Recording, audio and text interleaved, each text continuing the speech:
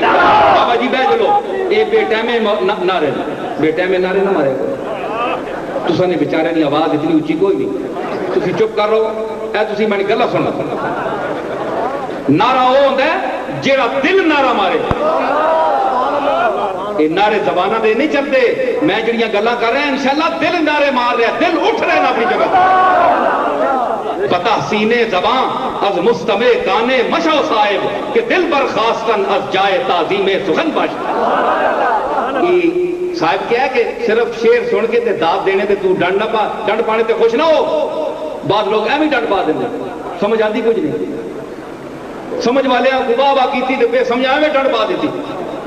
بعد یہ جی ڈنڈ بھی ہوئی اے جس طرح چور نکلا چور چور سارے ڈنڈ پا دی چور نہ چور تکیا کوئی نہیں بس ایویں چور اسی طرح بھائی شعر چنگا ہے ڈنڈ پا دیتی وہ داتا صاحب بڑے عالم ہوں بڑے ولی تینوں ولایت کا کوئی میٹر ہے تیرے کو تینوں نہیں پتا پوچھو کتنے سارے کہندے ہیں جی تو پھر تساں ڈنڈ نال ڈنڈ پا دیتی نا تینوں آپ تے نہیں پتا نا تو پہلے داتا جا پڑھ داتا جا علم حاصل کر داتا جا تقوی اور زہد اختیار کر پھر تو پتہ لگے گا کہ داتا دا مقام کی ہے یہ تے تو ڈنڈ تے پھردا پیا ہے تے ڈنڈ تے ڈنڈ پانے والے دا کوئی فائدہ نہیں ہوتا تے جیڑا اس آخیا صرف ڈنڈ پا دے نا انہاں تے خوش نہ ہویا کر کے ایویں ڈنڈ پا دے کہ دل برخاستن از جائے تعظیم سخن باشد کہ اگر کوئی سخن کلام پڑھ رہا ہے چاہے نثر پڑھ رہا ہے تا تو لفظ پڑھ رہا ہے یا ترنم پڑھ رہا ہے